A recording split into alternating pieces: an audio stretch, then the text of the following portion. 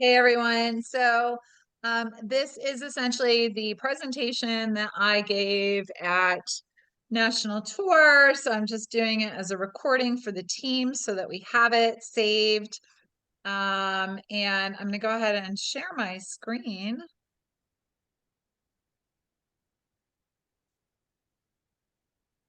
All right. So when I first started my business, I really didn't know what I was doing, but I knew that we were a direct sales party planning company and that I should be doing parties. I did coach with someone from the home office, who was doing coaching at the time, and she sort of coached us through how to do parties.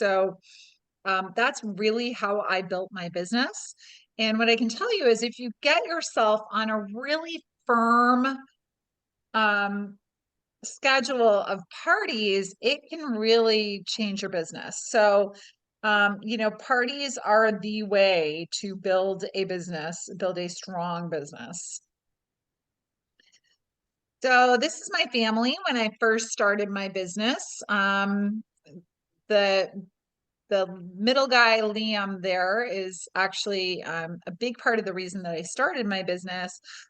When he was 10 years old, he was in the midst of a diagnosis, a Tourette syndrome diagnosis. I was really looking at the food that we were eating and doing neuropsych evals with him and doing 504 plans at school with him and, dealing with all of that. The little guy, Aiden, had started school. And so my husband said, the kids are all in school. You really need to get a job so we can put money aside for college, um, start saving for that. And also our retirement. And so I was really conflicted because I didn't want to be away from home. I wanted to be at home to get these munchkins off their bus. At that time, Diane was 13, so she was dancing, she was figure skating. Liam was doing karate after school. Aiden was doing karate. They were doing soccer. The kids had a lot of after school activities that we were involved in. And I needed to make sure that I could get them to those activities. So taking on a full-time job seemed like a lot at the time. So, why parties? They're really, truly the best use of your time. They expand your sphere of influence. They identify new team members and they are duplicable and they provide social proof. I always ask people at parties, who here has tried Pure Haven before? And if there's anybody in the room who's tried Pure Haven, you start getting testimonials from the people that are at the party right away. I just want to do a quick little bit of math here for you guys. Our party average nationwide is $600 in sales. And if I multiply that times the payout at $600, if you just do one party a month at $600, you're making $150. If you do two parties, your pay goes up to 30% from 25% if you get two parties that average that national average of 600, and so you make $360. If you do four parties, you're going to be at 2,400 in sales, and these are just on your parties, not on your reorders. And at 2,400, you're going to make 35%, so you'll make $840. Um, if you do six parties a month with that $600 average, you would be at $3,600 in sales, which is our highest payout, and you'd make $1,440. So six parties a month, leaving your house for, um, you know, 2 hours, being at a party, figure about 2 hours at the party, right? And obviously there's some prep time and stuff in there, but that's not too bad. What part-time job are you going to get where you leave your house for 4 hours a week, maybe figure in 6 hours a week, right? And you make that kind of money. Not a whole lot. So that's why parties are really the best use of your time. And even more importantly, you should be doing your bookings, getting your bookings at your parties. So one of the things that you should be doing is, best tip I ever learned for parties, when you get to the party, say, if I don't ask you if you'd like to book a party, and if I don't ask you if you'd like to join my team, I will give you a gift.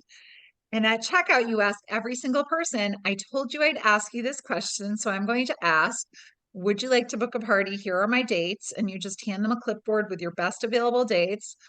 And would you like to learn more about the business opportunity? And I hand them a look bag with a little letter from me in it. And we set up a time to talk and a lip balm, and, help them, walk them through what that looks like. So, I say, let's not talk about it now. We'll set up a time to talk, but we set up a time to talk later. So what are the goals of the party? The goals of the party, as I mentioned, are to book more parties, enroll new consultants. We just talked about that, and also create impact by telling stories.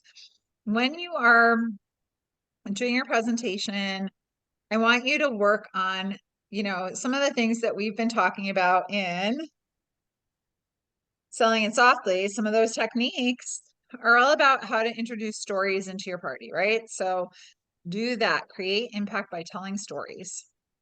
So what about the sales? You're probably thinking, but I thought the point of a party was to get sales. It is not. The sales happen. When someone goes to a party, they expect to buy something. Like if they go to a party like this, they know they're buying something. They may not know what they are buying until they get there. Some people plan ahead and they have their order already and they know exactly what they're going to get. But most people show up, and sometimes they'll have a budget that they're going to spend some time on, figuring out what's within their budget. And then then you want to spend time with each guest at checkout, to really get a sense of who they are. And we're going to talk about, I didn't bring my thing down, but I will bring down my folder, and we'll go through that.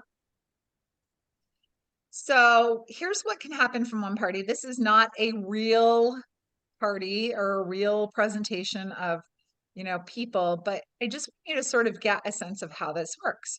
So if you booked 2 or 3 or 4 new hosts this month, what could it lead to? So what if you tracked that and then used it as an example to show your team something like this? So here's an example of one party that 3 people booked from. One of the people said, oh, I'm interested in joining. So those pink dots are people who are interested in joining. The X's are people who cancel. And I put that on there because that is a reality of our world, of our profession. People are going to cancel. It happens. So we want to make sure that as people cancel, we are overbooked, right? We have so many parties that we are all set when those cancellations happen. So I always tell people, overbook your calendar, because you don't know when those cancellations are going to happen and throw your month off track. And you want to hit that $3,000 a month. So if you're just figuring, well, I'll book in 5 parties so I can get that $3,000 a month, overbook, right? Because we don't know when those parties are going to cancel or postpone. All right, this is what I gave at conference or at national tour. I'm going to leave it up here, so that you guys can pause the video when you're watching it, because here's the secret, you can use this wording whenever you want. Hey, I'm in a challenge and I thought of you because, you can always be in a challenge. Consider this my challenge to you. You are always in a challenge from me to book more parties. So I am telling you right now, I am giving you permission to say that you are in a challenge. The other wording is, I am launching or relaunching my Pure Haven business. We are always relaunching our businesses. Unless you are zooming along like crazy, doing all the parties you want, you can make the decision any day to relaunch your business. I am relaunching my business. I am recommitting to my business, right? So, we can make recommitments to things whenever we want. And I think some of us get stuck in feeling like failures at times. I think of, um, it's funny. I think of when I go to church, we have the unison prayer of confession every week because I'm a Protestant and we're Congregationalists. And so we say our unison prayer of confession together. And in my head, I think I get to restart, right? It's like wiping the slate clean. I get to say, hey, I wasn't successful at all the things I wanted this past week, but hey, I get to start over, right? So I kind of think of this like that. Like you get to relaunch whenever you want. Like you get to recommit to that, like wipe the slate clean, start over, relaunch, just move forward. So anyway, that's something that we do in our business, and you will do it forever and ever and ever. I will not do as much as I wanted to in my business, and I'll start feeling guilty, but don't do that to yourself. Like let it go and just relaunch. You're relaunching every day, every week, every month. You get to relaunch if you feel like your business isn't going the way you want it to. So that is it, except that I'm going to go and grab my folder that I created for I'm launching a new consultant this weekend. And so let me go grab my folder and show you guys what that looks like now that we have some new tools from corporate.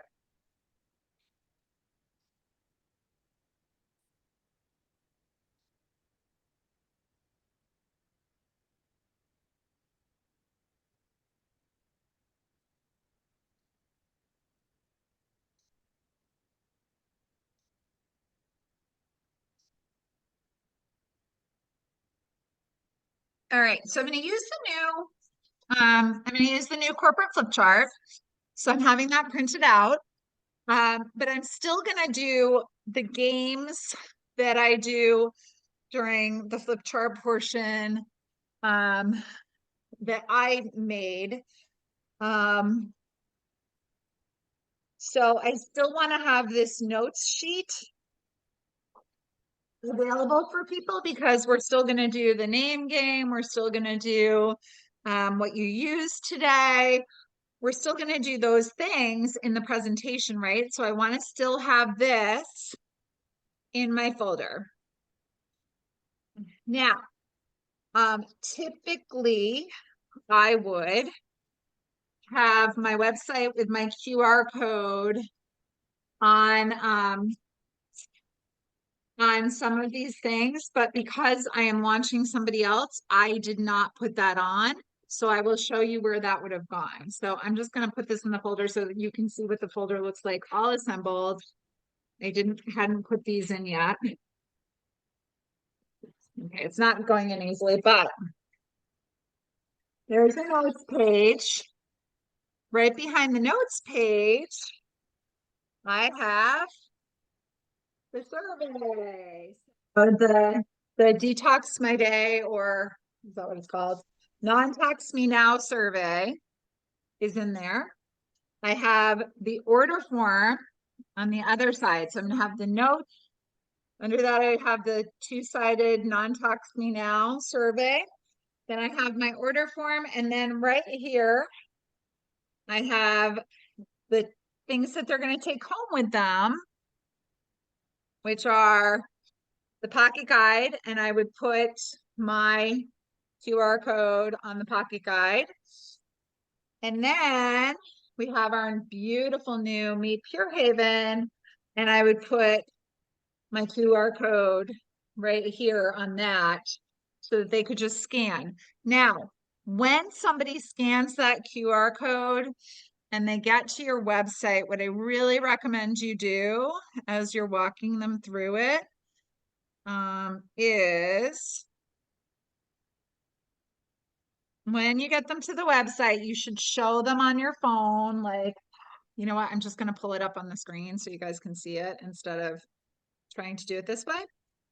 So when you get them to your website, what you want them to do rather than trying to hit shop, which is going to be most people's instinct is to click the shop now button or shop, you want to have them scroll down to shop, our digital catalog, view and shop.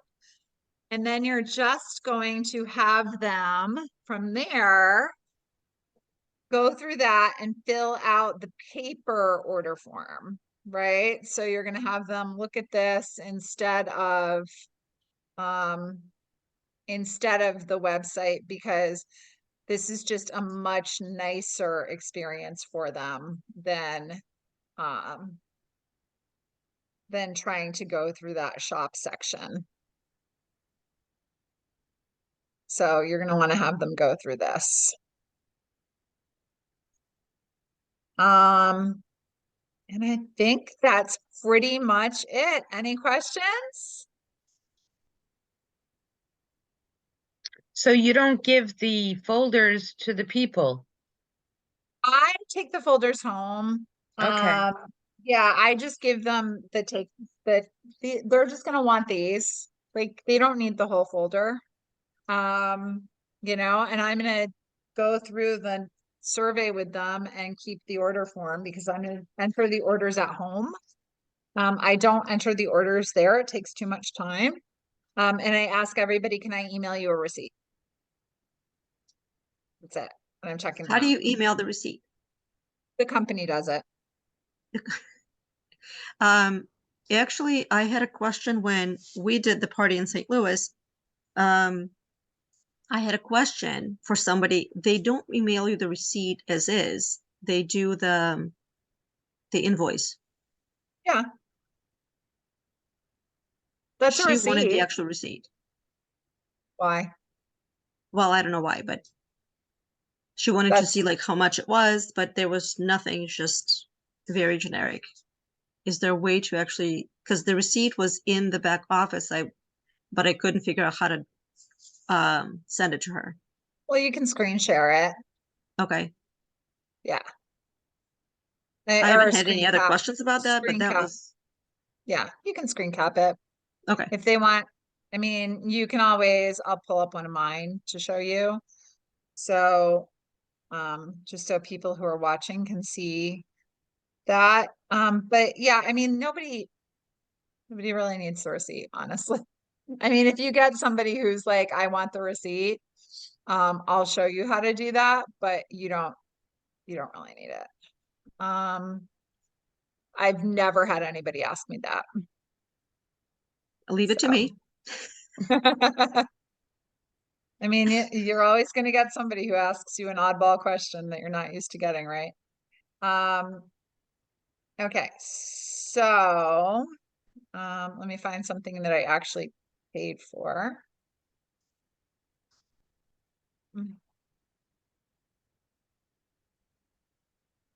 Okay. So let me go to, let me screen share. I don't pay for very much. Okay, so if you go to orders, and then you can do, let me get rid of these meeting controls. Hold on. Orders, you would just go to all orders, but I went to personal orders so that you guys only see my information on here. And then let's go down to like, I bought these 5-piece baby sets with my monthly host rewards, right? So I could go to this and then go to print, and it would show me the whole breakdown. And I'm curious, does it give you an option to print as a PDF?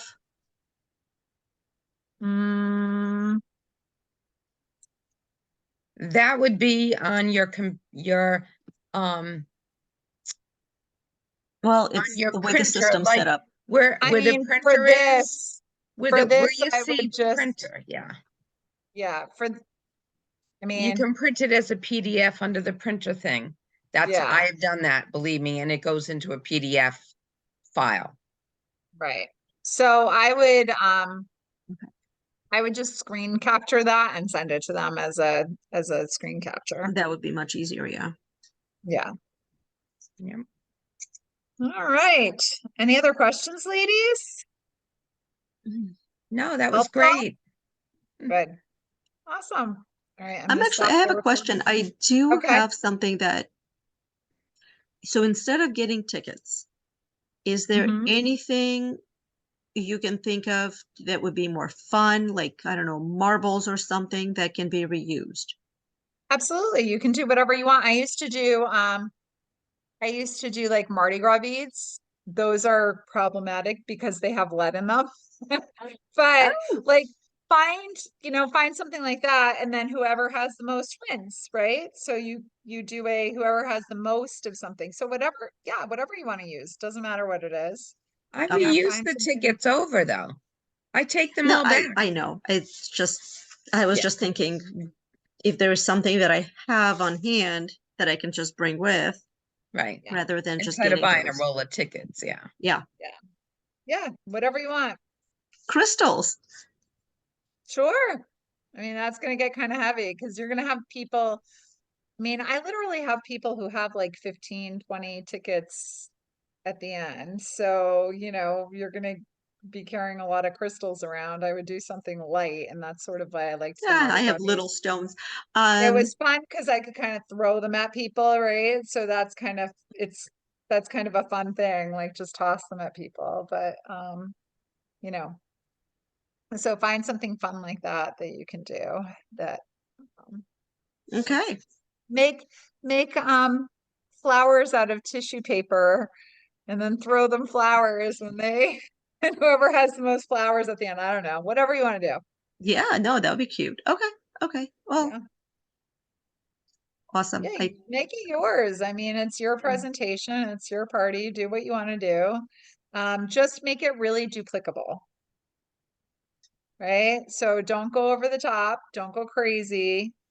Make it so that it can duplicate, because the worst thing in the world is doing a party that's like extravagant and over the top and saying, I can't do that. But like Right? even I don't something want to join your as silly as like toothpicks, yeah. just like, hey, you can The just nice use thing whatever you about have at the home, just throw it out. the nice thing about the numbers is anybody can win, right? Like if you're doing tickets, anybody can win because you're calling a number. You could number them, right? Whatever you give out, you could number, and you could do random like numbers and just give them out to people. And then you know how many you gave out, right? So, well, or even in order numbers, and then you know how many you gave out, and then you somehow choose, maybe you bring like a twister thing, not twister, but a number dial thing, and spin the number, and whoever, I mean, then you'd have to, I guess that wouldn't work because then you'd have to do the number thing, you'd have to have whatever the number is on the spinner, but yeah. Whatever you can have an equal, whatever you can have the numbers on both sides of so that you can choose a number. Or if you want to do whoever has the most, you can do whoever has the most and, make it competitive like that. That's why it's nice to play a few different games. I also used to play the pocketbook game. So, I basically have them scavenge through their pocketbook to look for different things. And that's fun. So that's like a fun thing. Then you're changing it up and it gives different people different opportunities to win. Yeah.